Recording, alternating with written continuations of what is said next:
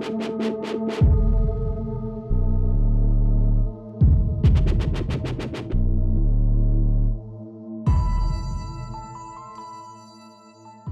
we're in the somewhat remote little town of Uyuni, which is not very attractive as a place to visit, but we haven't come here for the town itself. We've come here for the amazing Uyuni salt flats.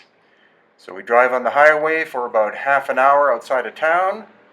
There you can see the edge of the salt flats. We're at an elevation of approximately 13,000 feet.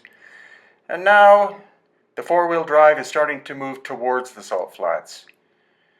As you can see, the terrain is changing. We've gone from sand to a mix of sand and salt, and now more salt with some very crude vegetation. And now we're actually heading for the salt flat itself. This road is made of salt. So again, the terrain is changing. More and more salt is showing up. And we're getting to the actual salt flats themselves. It's the largest salt flat on planet Earth. And it's the result of the fact that Lake Titicaca used to be 10 times the size it is now, and all the salt shifted down to the southern end because the Altiplano tilted from the north to the south thousands of years ago. And here we see some little pools, bubbling cold salt water, actually almost freezingly cold salt water. And again, you can see the bubbling action. Okay, now we're actually on the salt flats itself. The darkness of the surface underneath the vehicle is the result of so many cars traveling across it. And here's some strange guy in the middle of nowhere. As I said, the salt flat is the largest in the world and was created because Lake Titicaca was once part of the Pacific Ocean, was raised up to an altitude of 13,000 feet. Then the Altiplano tilted, and the result was that all of the salt water headed south, and eventually the water evaporated, resulting in this deposit of crystal salt, which is about, as far as I can tell, something like at least 10 meters deep, which is over 30 feet. This shows you the remoteness of the location.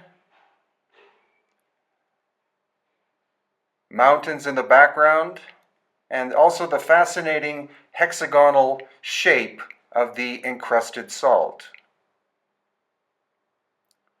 In some cases you can see beyond the horizon, or at least at the horizon, the extent of this huge salt flat.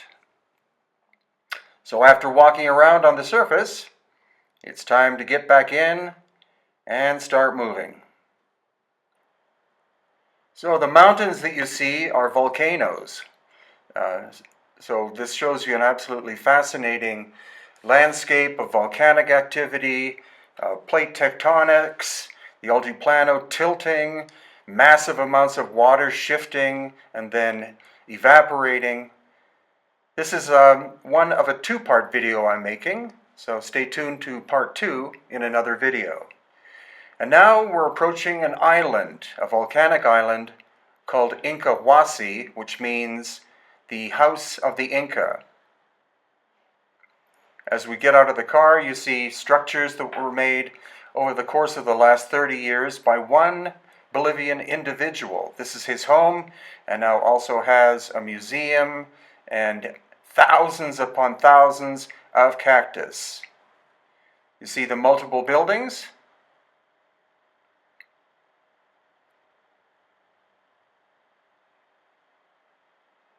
And now, after checking out the sign and description, we make our assault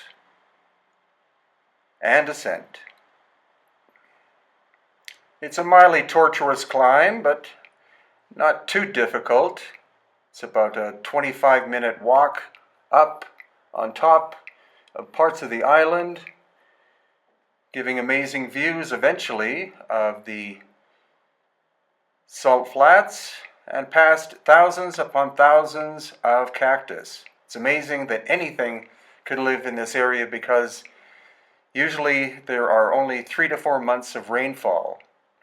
But some spectacular views are allowed from different elevations. And as we continue walking, once again, of course, you see many different cactus, at least 2 or 3 species of them. But the main thing is the vastness of the salt flats of Uyuni.